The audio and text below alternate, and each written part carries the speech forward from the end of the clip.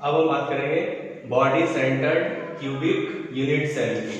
Body centred cubic unit cell के अंदर जो है वो R और A का क्या रिलेशन होता है। ठीक है, इसमें हमने जो है इसके प्रीवियस लेक्चर में हमने जो था वो सिंपल यूनिट सेल में R और A का रिलेशन देखा था, और जो फेस सेंटर्ड यूनिट सेल है उसके अंदर R और A का रिलेशन देखा था। देखो सिंपल यूनिट सेल में R जो है वो A/2 के बराबर था, और फेस सेंटर्ड के अंदर जो R है वो A√2/4 के बराबर था। अब हम बात करेंगे, यहाँ पर बात कर रहे हैं हम बॉडी सेंटर्ड की, क्योंकि हमने सिंपल और फेस का तो ले लिया, हम बॉडी सेंटर्ड यूनिट सेल की बात करेंगे। तो बॉडी सेंटर्ड यूनिट सेल में क्या होता है, एक जो पार्टिकल होता है वो कहाँ होता है, बॉडी के जस्ट बीचों बीच में होता है, और एक पार्टिकल इस कॉर्नर पे और एक पार्टिकल कहाँ हो जाएगा, इस कॉर्नर पे। तो यहाँ जो डायगोनल बनेगा वो बॉडी डायगोनल बनेगा। कौन सा बनेगा, बॉडी डायगोनल। ठीक है, और यहाँ पर हम देखेंगे तो R की वैल्यू वही 1, 2, 3 एंड 4, तो 4R किसके बराबर होगा, बॉडी डायगोनल के। और जब बॉडी डायगोनल की बात करते हैं तो बॉडी डायगोनल की वैल्यू कैसे निकाली जाती है, उसकी लेंथ का स्क्वायर प्लस उसकी विड्थ का स्क्वायर और प्लस उसकी हाइट का स्क्वायर। तो हमने ये देखा 4R = अंडर रूट में उसकी लेंथ भी a है तो a का स्क्वायर, उसकी हाइट भी a है तो a का स्क्वायर, और यदि उसकी विड्थ भी a है तो विड्थ का भी स्क्वायर।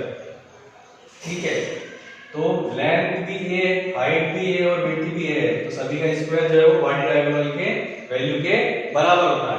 अब हम बात करेंगे यहाँ पर 4R = अंडर रूट में हो जाएगा ये 3, देन R = हो जाएगा 3a²। ठीक है, तो 4R = हो जाएगा, यहाँ पर 3 अंडर रूट में रहेगा और 2a है तो a क्या हो जाएगा, यहाँ से बाहर आ जाएगा। ठीक, तो R = हो जाएगा A√3/4। ये जो रिलेशन होता है R और A का, ये बॉडी सेंटर्ड यूनिट सेल के लिए होता है। यहाँ देखिए सिंपल यूनिट सेल में R किसके बराबर है, A/2 के। फेस सेंटर्ड में R किसके बराबर है, A√2/4 के। और बॉडी सेंटर्ड में हमने देखा आज तो R जो है वो A√3/4 के इक्वल होता है। अब हमें ये तीनों चीजें याद रखनी है, और तीनों चीजों को याद रखने के बाद हम कुछ इंपॉर्टेंट कैलकुलेशन करने वाले हैं। तो हमें तीनों चीजों में R की वैल्यू का ध्यान रखना है।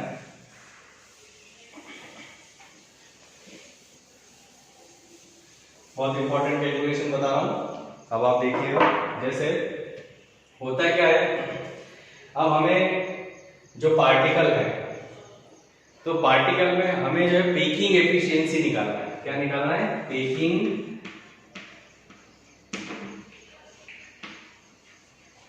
Efficiency.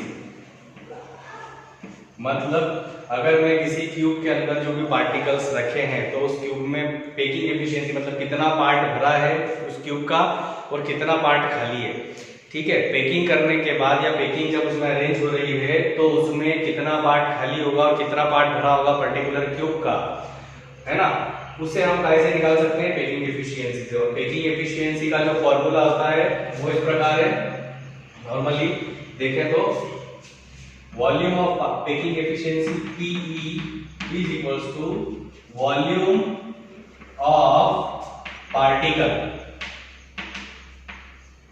Volume of particle upon में आ जाएगा वॉल्यूम ऑफ क्यूब इनटू 100। एक बात का ध्यान रखिएगा, जो पेकिंग एफिशिएंसी होती है वो परसेंटेज में निकलती है।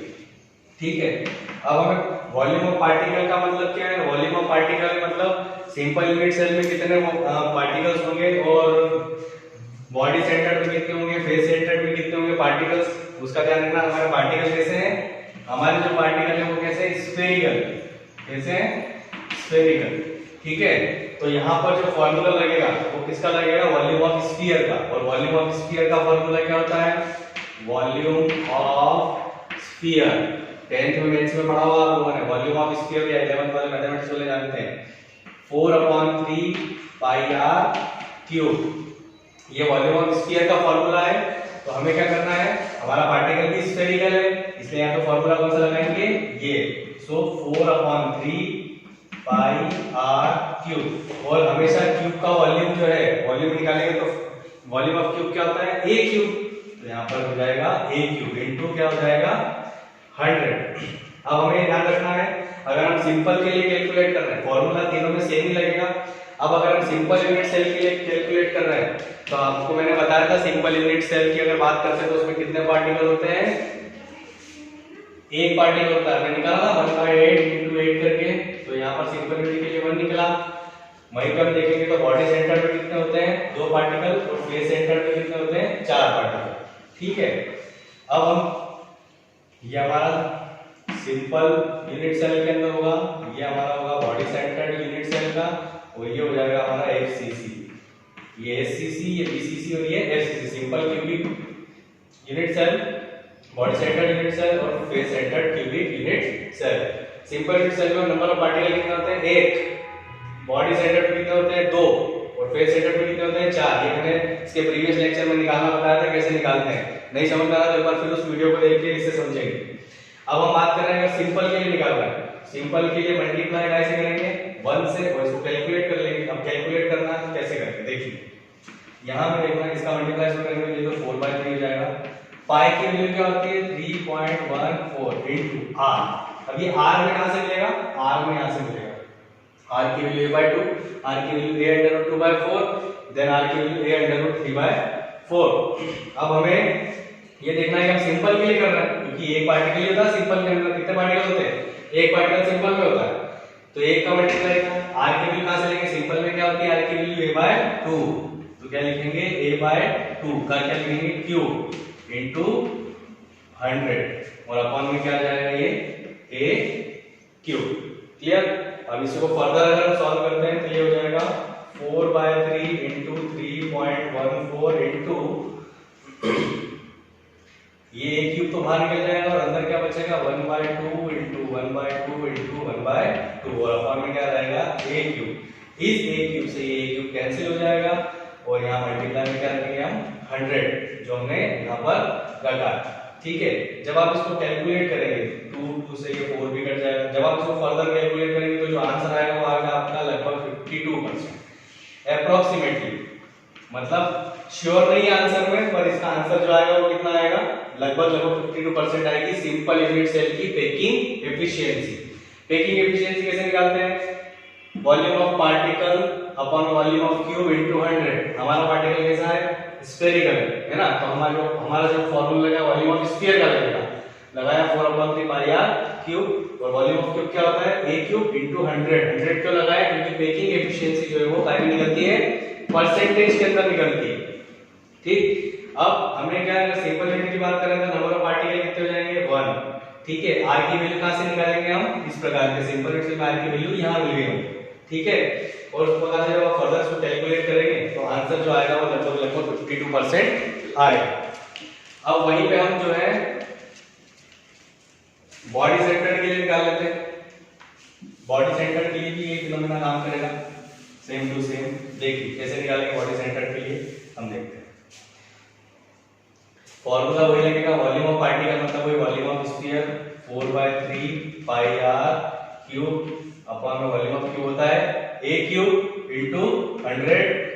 ठीक है, अब हम किसे निकाल रहे हैं, हम निकाल रहे हैं बॉडी सेंटर के लिए। किसके लिए निकाल रहे हैं, बॉडी सेंटर के लिए निकाल रहे हैं, फेस सेंटर। चलो फेस सेंटर के लिए निकाल। फेस सेंटर में देखो आर की वैल्यू क्या है, a/2/4, और फेस सेंटर में कितने पार्टिकल होते हैं, 4। तो यहाँ मल्टीप्लाई किससे करेंगे हम, 4 से, क्योंकि नंबर ऑफ पार्टिकल कितने हैं 4। तो 4 इनटू 4/3 पाई की वैल्यू क्या हो जाएगी 3.14 इनटू आर की वैल्यू देखो, फेस सेंटर में आर की वैल्यू क्या है, a√2/4 का क्यूब, क्योंकि आर का क्यूब है इसलिए इसका भी क्यूब लगाना पड़ेगा, अपॉन में a क्यूब इनटू क्या आ जाएगा ये 100।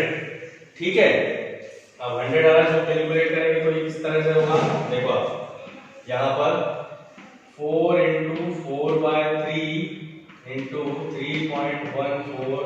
अब अगर हम इसे कैलकुलेट करते हैं तो a क्यूब तो बाहर आ जाएगा, ठीक है, और ये क्या बचेगा अंदर, अगर हम अंदर इसे कैलकुलेट करते हैं तो a क्यूब यहाँ से बाहर आ रहा है ना, तो ये हो जाएगा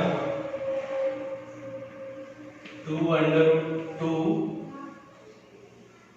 और ये हो जाएगा 4 को 3 टाइम मल्टीप्लाई करेंगे तो इसको लिख दिया मैंने यहाँ 4 इंटू 4 इंटू 4। इसे मैंने डायरेक्ट कैलकुलेट कर लिया है।